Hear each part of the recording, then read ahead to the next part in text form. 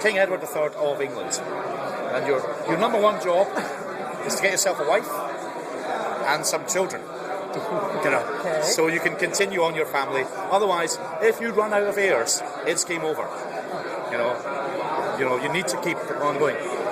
Once you have done that, you're then going to try and maneuver around in feudal life to try and make yourself more powerful. And this can be done through diplomacy or warfare or cunning marriages. If you can find yourself the right wife, you can inherit her family's land as well and grow powerful that way. So we've got kind of like 3 ways of doing it.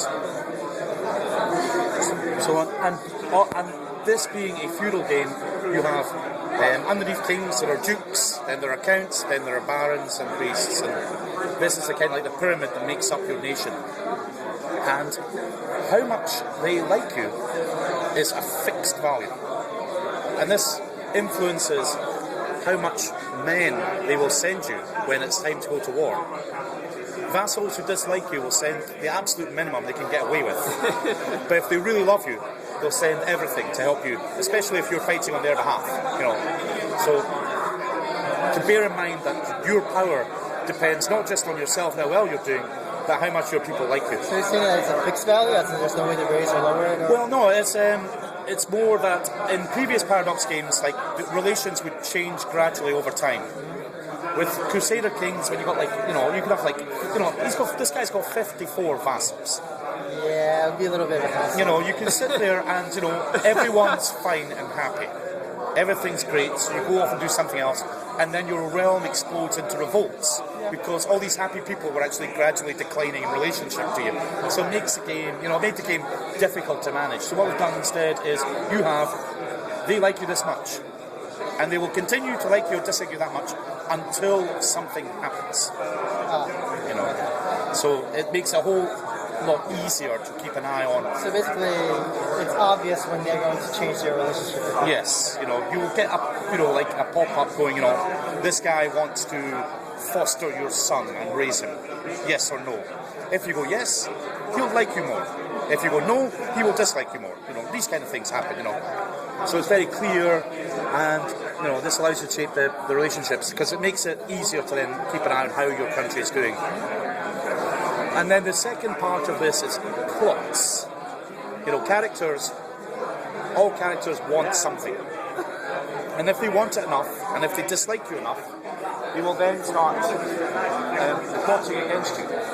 Maybe they want a piece of land, maybe they want a title, maybe they want to change the inheritance law so they can inherit the throne, these kind of things. And when they start plotting like this, they will then start rounding up other characters who dislike you to sign up for their plot.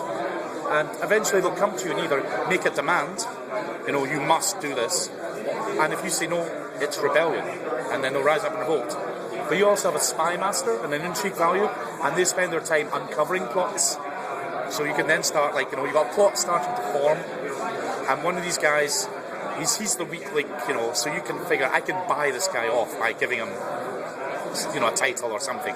And you can do these kind of intrigue inside your kingdom, because we wanted to...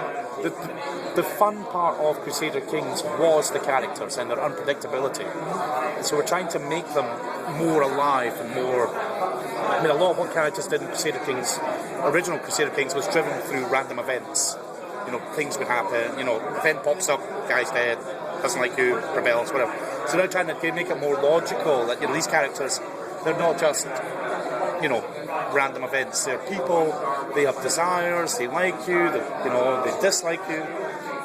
Maybe they're ambitious, and then, they actually get better stats, so they're much better people to have, but then they also want more. These kind of things, We want, your wife to become, she's no longer just the mother of your children, she can also be the woman that assassinates you, so she can become regent. I see that coming. Yeah. So, we're trying to do little things like this to make these characters more interesting. When you die, it's not game over, you take over your heir. So, we can... this is our goal here, to make the game.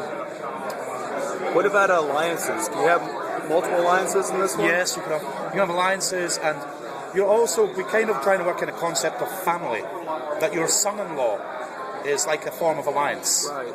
you know, Pro marriages and such. yeah, it's your brother, and it's bad to let down family members. You know, if your son-in-law is in trouble, That's good. you're expected to help, and you'll lose prestige if you don't. And prestige is a currency in the game that you use for things, and if you and it's also your score. Yeah. So we score each character you play's prestige, and then at the end of the game give you a score how well you've done. And so part of the job here is to actually be, to be a proper feudal lord, look after your vassals, and because that's how you earn prestige.